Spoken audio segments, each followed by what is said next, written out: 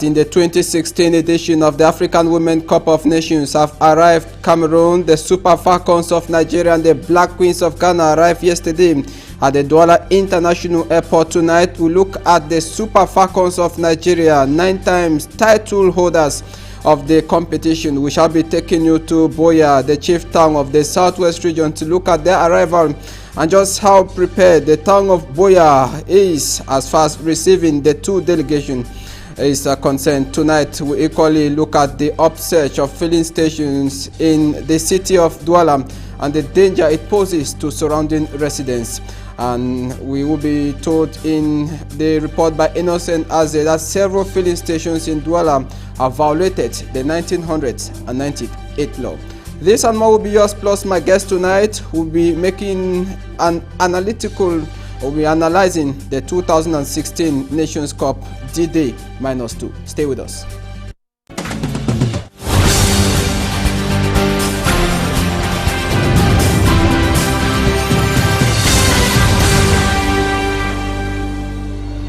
Good evening, I am Forhan Sinchanji. We are broadcasting live from Douala, Cameroon, Equinox Central News Desk. Thanks for joining me in the 6 p.m. primetime newscast on Equinox Television.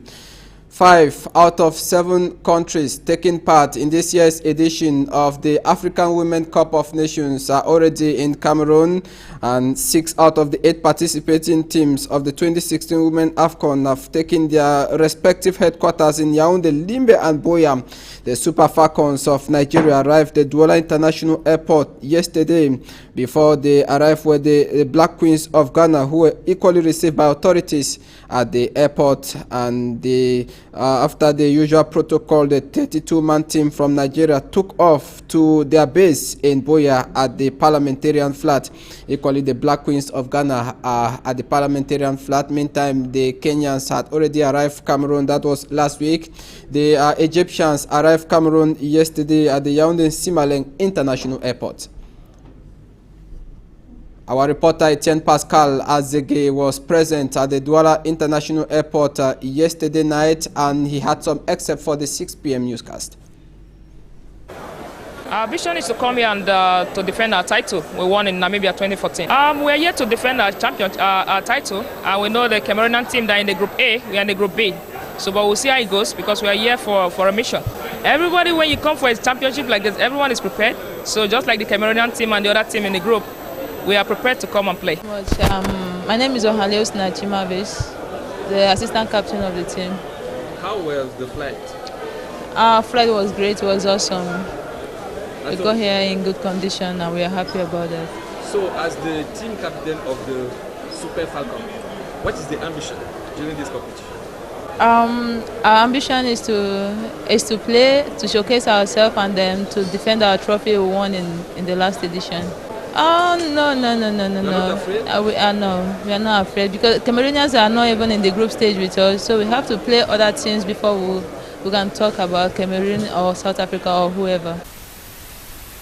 Our reporter in Boya is Derek Jato. He captured the arrival of the Super Falcons of Nigeria as they made their entry into the parliamentary flat in Boya. Derek Jato, at what time did they arrive and how was the atmosphere like? Behind me is the Parliamentarian Flat here in Boya, the southwest regional capital, and the Super Falcons, the female football national team of Nigeria, has already checked in. Equinox television camera pictured the arrival of the team some 20 minutes ago.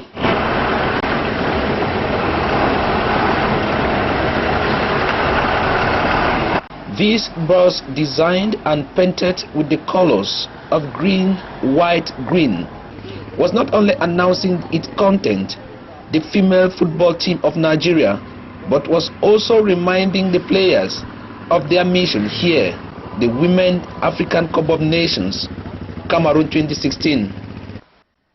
As the daughters of Muhammadu Buhari climbed down on the volcanic soil of Boya, from a distance, one could read from their body language the relaxing nature of the players, maybe because they are the best selected to come and exhibit what they know how to do best, or maybe because of the conducive climate of Buea, sources even have it that the Super Falcons will have little or no problem with the climate, because the climate of the southwest region in Cameroon is twin to that of the Cross River State in Nigeria.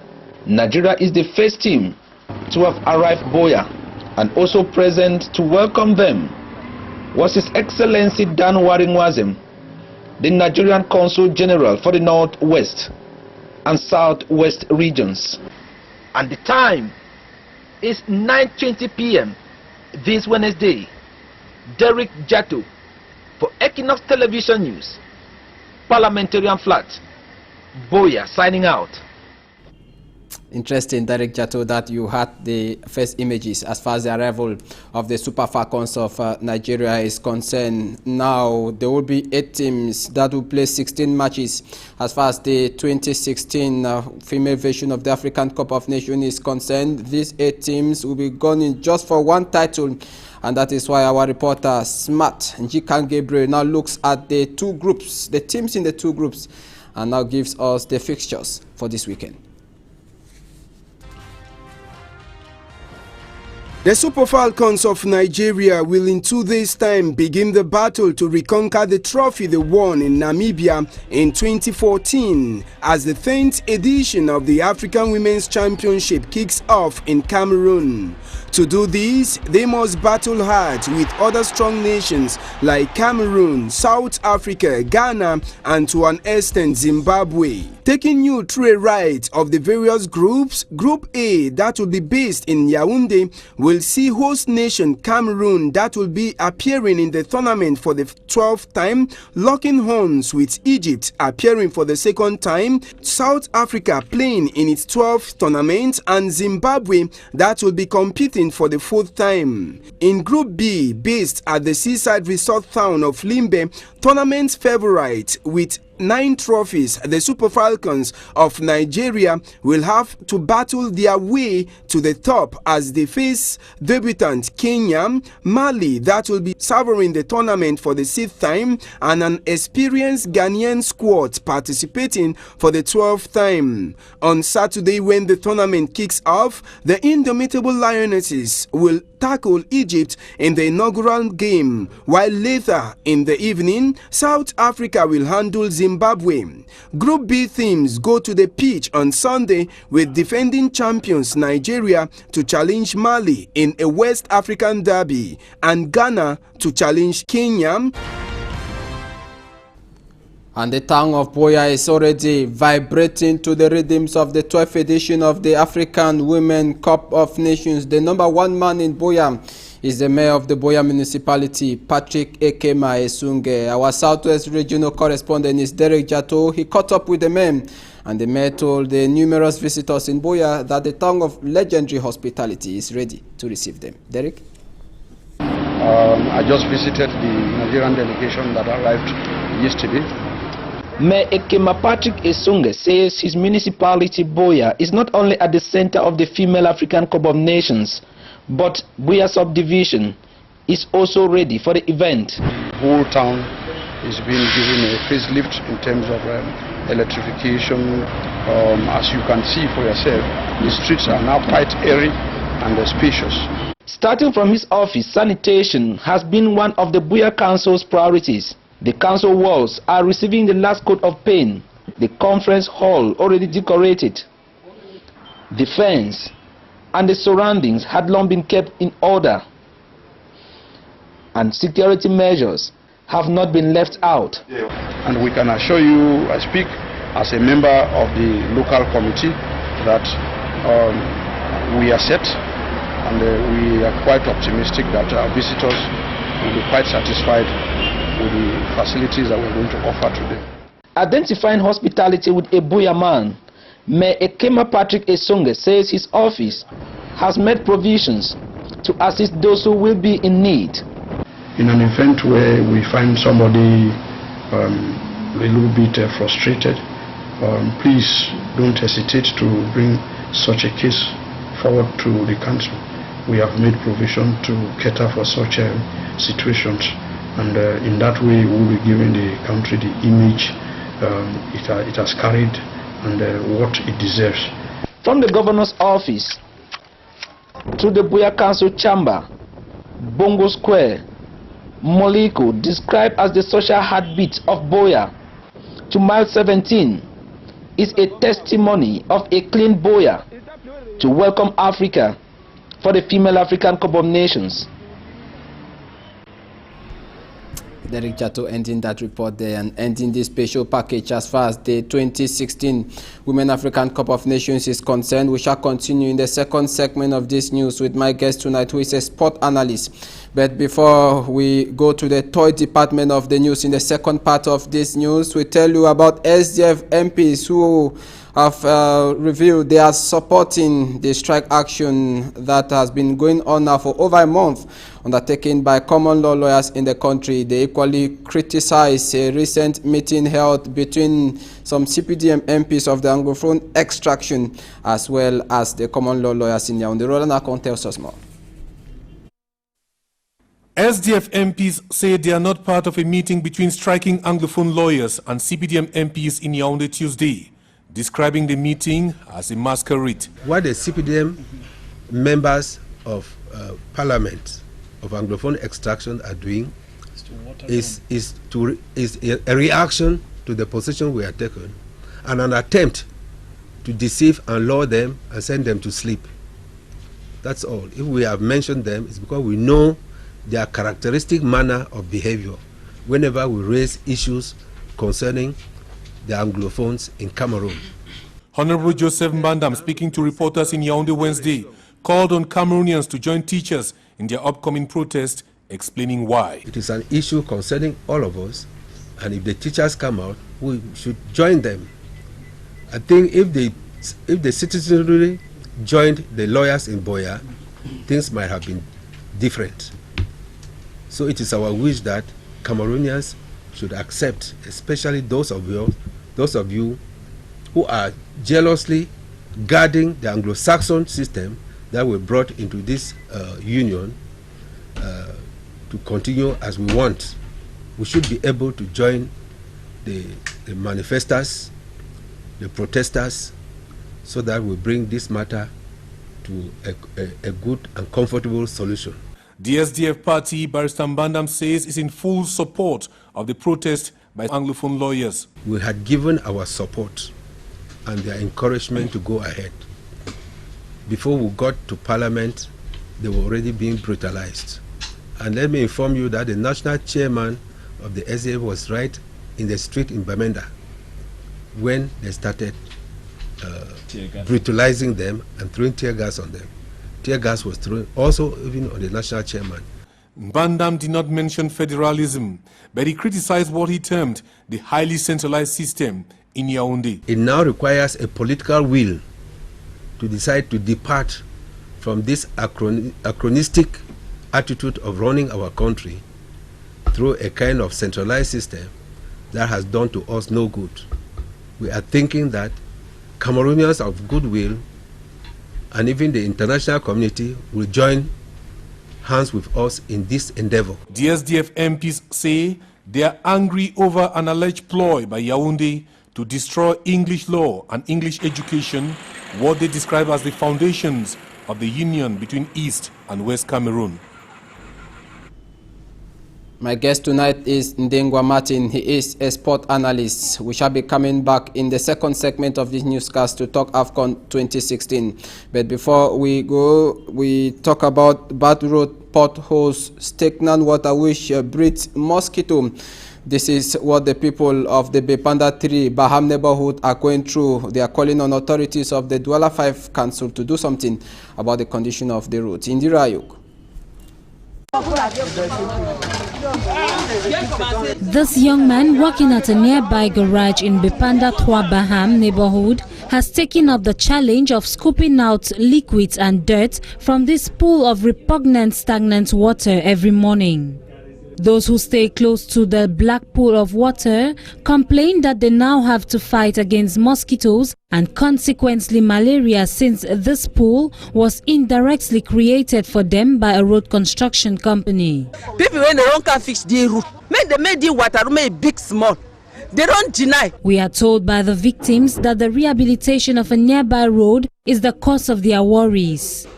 The road technicians had failed to construct water outlets to allow for the easy circulation of water. They have complained incessantly and even wrote to the Douala 5 Council, which is directly linked to the construction works. No favorable answers have come forth so far. J'attends la mairie puisqu'ils m'ont dit qu'ils vont envoyer une délégation. The quarter head, Kwam Etienne, has out of frustration decided to sit back and join his people in doing what they can to rid their neighborhood of its pungent smell and mosquitoes. While hoping that the competent authorities will in the nearest future heed to their cries of distress, they are keeping their fingers crossed. Join me and my guests for the second part of this news.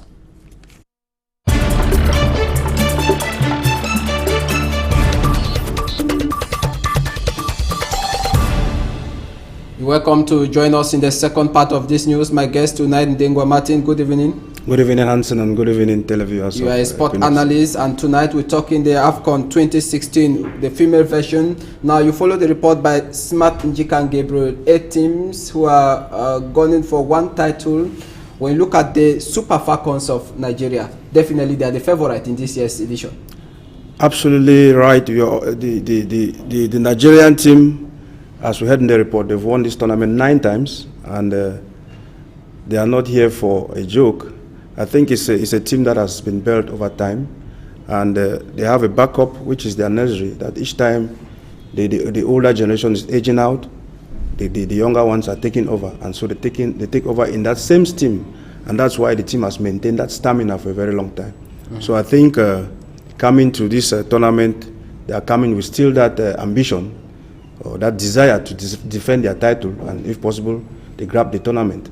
But it should be well noted that other teams too have evolved over time, and they are going to face a very stiff opposition this time around, I think. Look at the indomitable Lionesses of Cameroon with a plethora of matches, or the litany of matches that they've played, 6 friendly matches by the indomitable. Will you say they are well prepared for this competition? Obviously, they are very, very prepared. I feel very confident with the team. When I watch them play, even their friendly games, you see the team play with a lot of hunger, a lot of desire.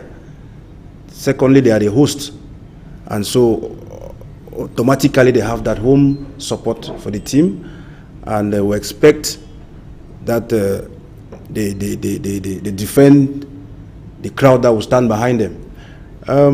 Tactically, I think the coach has done a very, very good job. From their results that they have got since preparing for this tournament, you realize that the team is on a very good footing. I remember as of today, it's only one player that has not joined the camp, Ghana, who was on professional duty while back in his team, and they qualified for the Champions League, the quarterfinals of the Female Champions League, and she hit the net twice in that match. I'm sure the team is, their aspirations and their spirit is very high up there, and we expect them to break the deadlock with what the Nigerians have done.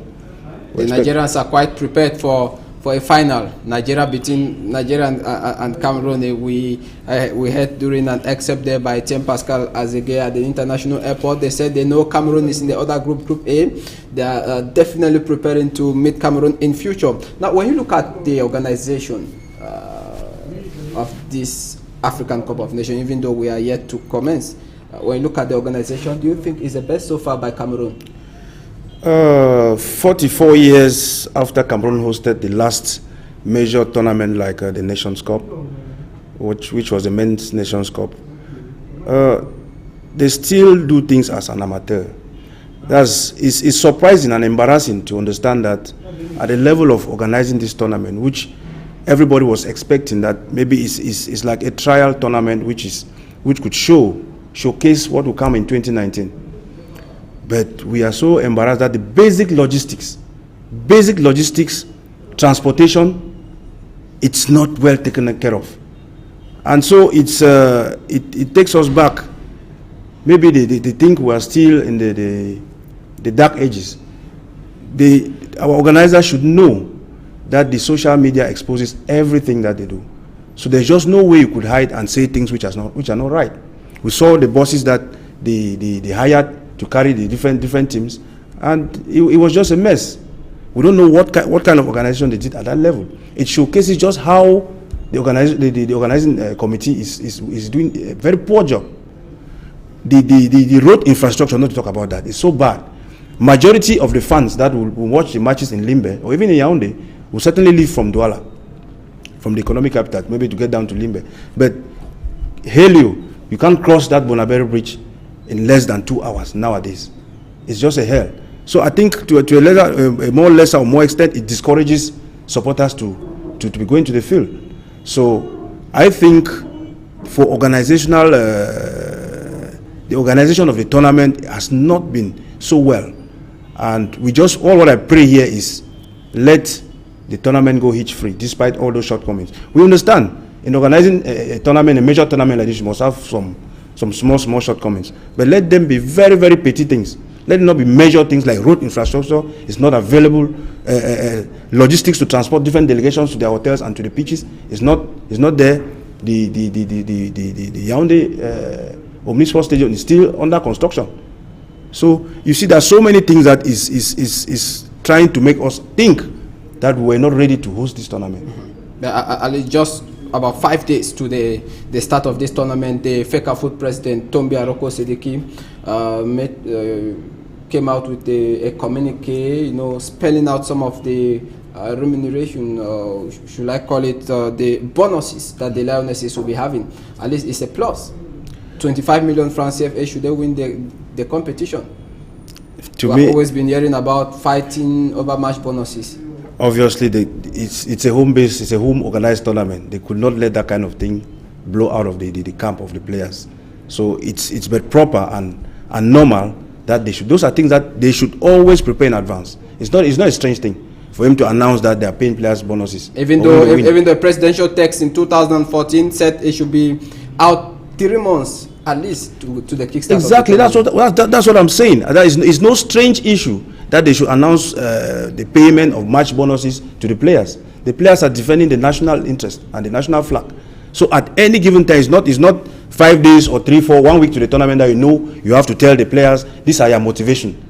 Those things are written, are to be written, and as simple as ABC.